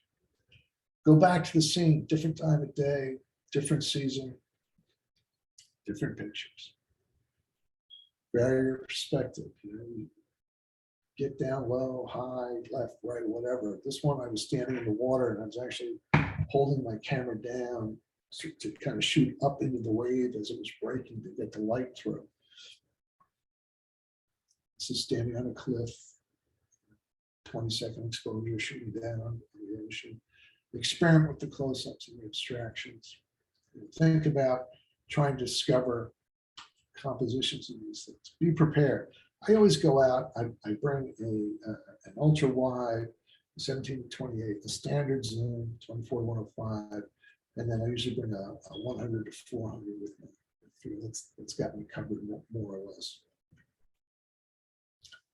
In my bag, I'm carrying around, I do a lot of this wave stuff, so I'm getting wet. So I bring a lot of lens wipes and microfiber cloths. I use my tripod very often. I find that if I don't use a tripod, I usually wish I had. For posting stuff on Instagram or Facebook or whatever, it probably doesn't make that much of a difference. But if you're going to be printing, particularly printing large, it makes a difference. You notice the softness in handheld images. I bring a polarizer, don't use it that often. Neutral density filter. There's an app I can use for my camera, so I don't carry my these things around anymore. Teleextender, I have it, but I hardly bring it. A cheap poncho or a trash bag, sudden rainstorm, but also it'll keep you dry, but also if you want to get down to the ground and the ground's wet, you can put that down instead so you don't get wet. Camera raincoats, really hate using them, hardly ever in a situation where I have to. It's a good idea to use Google to ask the question, is my camera weather sealed? Different cameras have different degrees of weather sealing, and there is no standard on weather sealing. So you want to get an idea of how well it does. I found that I shoot Sony, I use an A7R4, and I found that works pretty well. I haven't had any problems. You know, you want to dress appropriately. You don't want to be too hot or too cold. In the wintertime, when I go out and I do wave stuff, I'm usually wearing these waterproof ski pants and then my muck boots, and then I put rain pants over all of this stuff. So, you know, I could be, for short times, I can have water up to my knees or so, and I stay dry. If you want to take more interesting pictures, you just got to keep learning, keep practicing. For mine are white, I'm always mentally photographing everything as practice. There's a story about him that he used to go out with a film camera, and people say, "Well, what are you doing?" He's kind of practicing. Okay. 80% of success is just showing up. You know, that's it. You got to be out there. When in a previous career, I was in public relations, and one of our clients was the New Jersey State Lottery, and they had this slogan about you got to be in it to win it. And that's true with photography. You got to get out there and you got to do it. The more you do it, the better your images are going to be. Photographers, we're kind of like jazz musicians, because a jazz musician takes a standard tune, a song people know, and then they transform it into their own composition. And so that's what we do. We go out, we're given the world as it is, and then we use that to create our own compositions, to create our images. So it's about, when you go out, it's not photographing things, it's about seeing compositions. You know, everything is a design element. To see, you gotta forget the name of the thing you're looking at. Think about geometry, points, focal points, lines, shapes, framing. Keep it simple. Charles Mingus, famous jazz bass player, composer. Anybody can play weird. Making the simple awesomely simple. That's creativity. Experiment with time and space, using fast and short exposure, long exposures, shallow depth of field, long exposures. See the light, work the scene.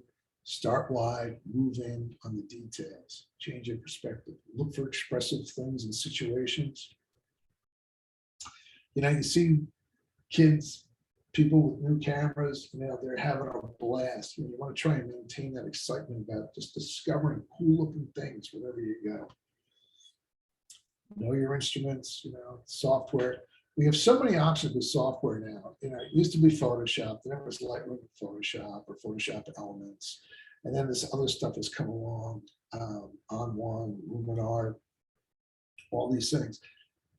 My recommendation is that you try and stick with something for a while, you know, dig deep. You can do a tremendous amount of work with Photoshop, and nothing really beats the combination of Lightroom and Photoshop.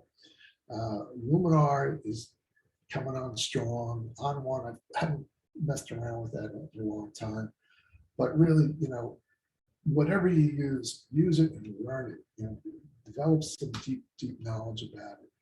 The cameras, you know, they're all good cameras.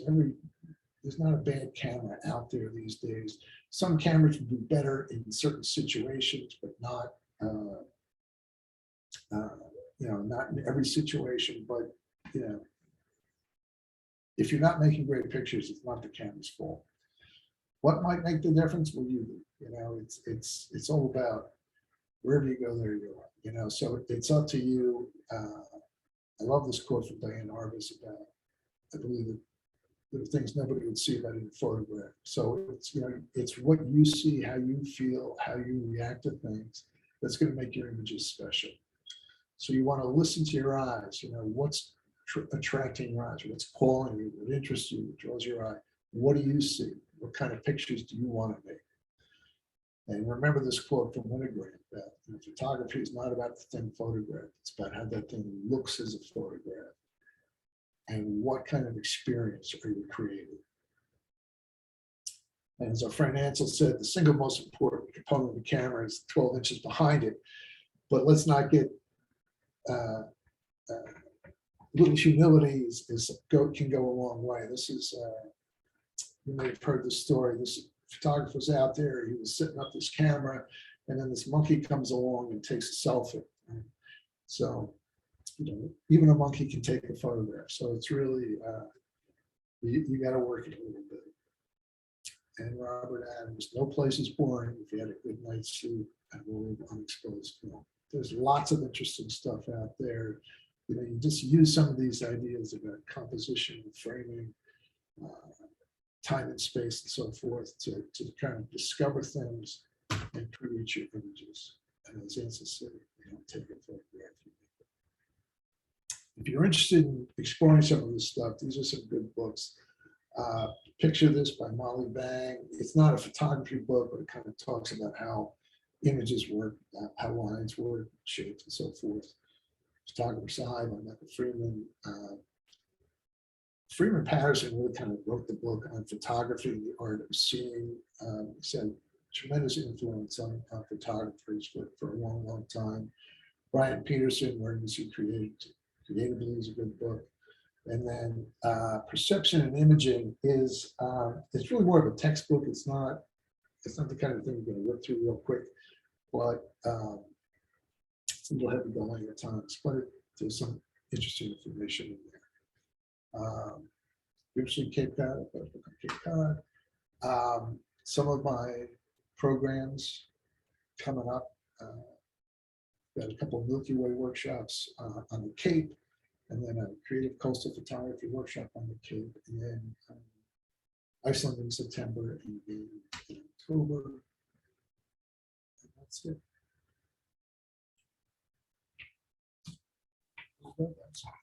Any questions?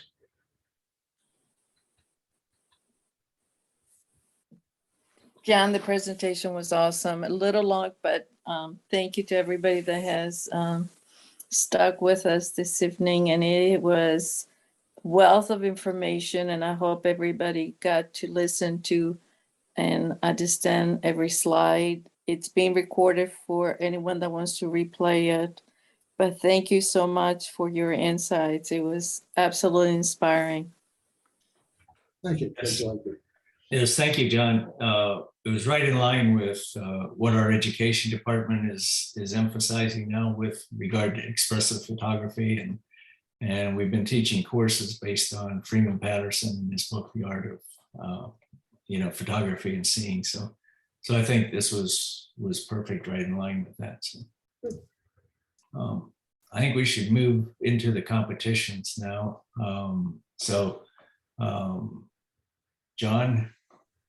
John Hawk and Bob Kempworth, you want to take it away? And we ask if John, if you would comment on the winning photographs.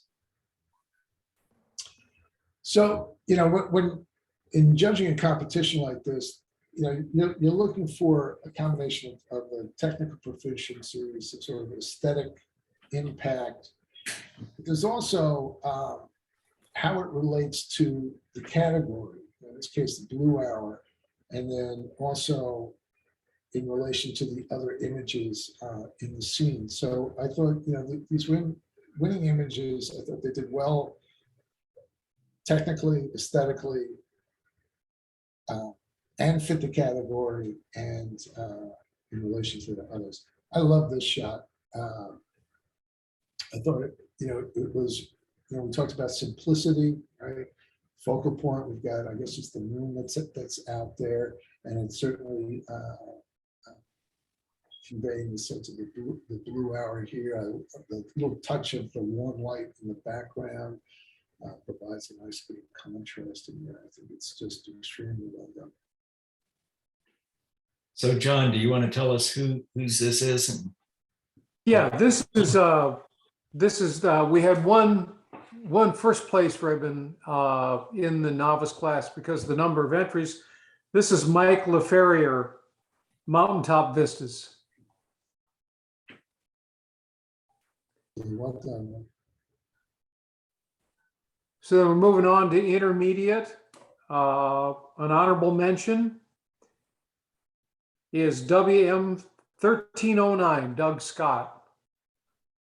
I thought that the composition here was really nice, really good framing. I like the edge, the right edge of the frame there with the wall, and takes you right up to the train. There's some interesting colors going on here. You know, if the only thing I might be concerned about, it looks like it was being pushed a little hard on the shadow recovery. If you look at the smoke up here and along the engine body, so maybe a little bit more contrast in that area. But overall, I like the image. I think worked very well. In third place, Blue Hour in the Mountains, Cindy Fiano. You get a nice impact right off the top. Love the colors in the sky, and even the little contrails up there kind of help create a focal point. Nice leading line with the river snaking through the scene. The only thing you want to be careful of, you'll notice that there's a little bit of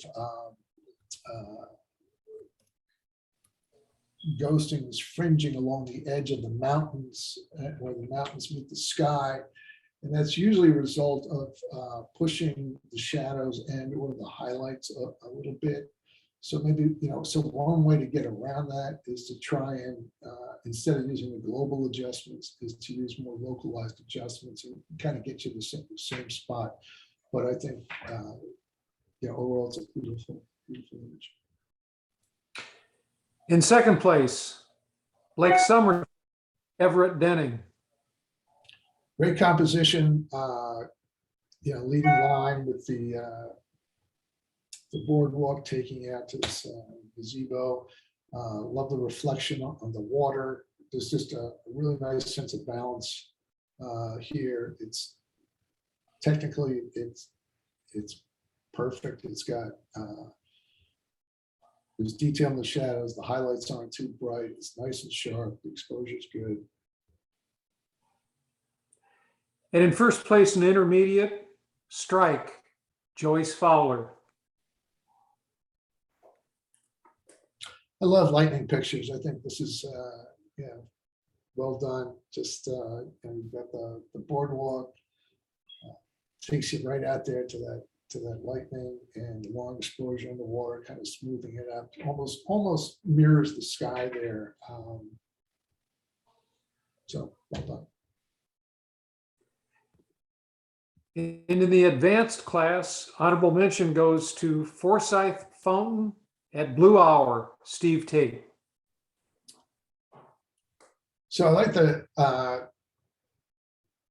overall impact of this, the framing with the fountain framed within the trees there is very nice. It looked like the highlights were pushed a little bit too much on the, if we can go back to that for a second. Pushed a little bit on the fountain. I might want to try and tone that down. Also the shadows on that clump of Spanish moss hanging off the side there, and then trying to tone down those lights a little bit, but it's very nice composition. In third place, Savannah Early Morning, Jay Lanning Smith. Well done composition using this panel shot format, works really well. Love the way the bridge is framing the freighter there, and reflections on the water. I'd like to see a little bit more contrast to give it a little bit more pop. But I think it worked very well. In second place, Bridge at Blue Hour, Julia Parrish. Again, just, beautiful colors here. We've got the leading line of the bridge taking us across the water here, and the transition from the cooler colors in the sky down to the warmer colors of the sunset. One thing I might suggest is using, if you use Photoshop, is taking something like the radial tool and the radial filter, and down at the end of the bridge, just kind of putting it on that there, just kind of brightening up that area a little bit so that the eye has some place to go as it follows the bridge across the water. And then maybe just using a brush on the water just to give the whites a little boost, just kind of increasing the whites just to add a little more visual interest down there. It's very striking image. In first place, advanced class, Blue Hour in Savannah, Barbara Reeves. Yeah, this is gorgeous. The nice and sharp. It's very crisp, great exposure. The highlights aren't blown out. We've got a lot of detail, a lot of interest in the shadows as well. You really captured a great scene here. The only thing I might suggest would be I'm sort of on the fence about this a little bit, because even though it was done at twilight, it's not the blue hour-ishness of it isn't that strong. And so something you might consider would be in Lightroom, selecting the sky and then using intersecting it with the linear filter and just dragging it down a little ways, and then just kind of using the temperature slider just to cool off the upper bits of that sky just to make them a little bit bluer. But this is a very striking image. Well done. In the expert class, honorable mention goes to Serene, Stan Latucci. Yeah, beautiful landscape scene. We've got this snaking line of the grass that takes us through the water and out toward the moon. Well framed. One thing with these kinds of shots is to think about taking a couple of exposures, one where you're underexposing a bit in order to capture a little bit of detail in the moon, and then using that one to bring up the shadows in the rest of the picture, or creating a composite. You don't need to make it super detailed on the moon, just kind of like the hint of some texture in there would be interesting. In third place, Ready for a New Day, Tom Hanley. Yeah, I mean, you get the sense that this guy's been out there fishing, and he's heading home. He's ready to start the day. I might want to try. We talked about dodge and burn in the program, so I might want to try and brighten up his face a little bit, and actually maybe the whole body, and maybe just using a brush to brighten up the boardwalk a little bit, just to create a little path toward him to draw a little bit more attention, particularly to the face, because the shadow, it's like we go out there and then we get lost. Good, thank you. In second place, Swimming Laps at 6 a.m., Tom Mills. This is such a cool image. This could be, you could imagine this as a magazine cover, or a full page image in a magazine that's, profiling this guy, or profiling the property, whatever. The lighting is great. The way it's hitting his face. He's looking at us as he's swimming across the water. There's a nice sparkle to the reflections on the water. Certainly blue hour. We've got this blue sky coming down, and then the illuminated bathhouse in the background. Yeah, really, really beautiful. The only thing I might want to go in and get rid of that guy on the left-hand side over there. It's a bit of a distraction. First place, expert category, fog during blue hour makes for a magic moment, Sophia Shade. Sorry, there we go. I thought this was an absolutely stunning image, just beautiful colors. Love the softness to it. You've got this, basically three bands with the cool light, blue light in the sky, the warm light across the top, and then the foggy bits with the water and the boats. I think, it's just absolutely gorgeous. Print it, frame it, sell it.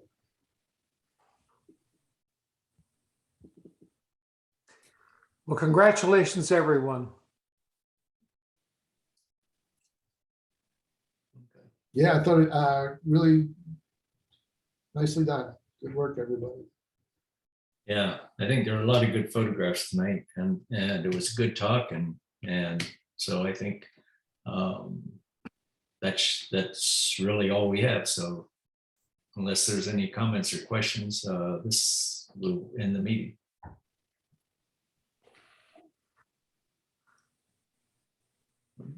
Well, good night, everybody. All right, great. Well, thanks a lot, guys. Thank you. All right, Good to thank see you, John. Take care. Yeah, good to see you, See you, Doug. John. Say hi to Ellen. Will do.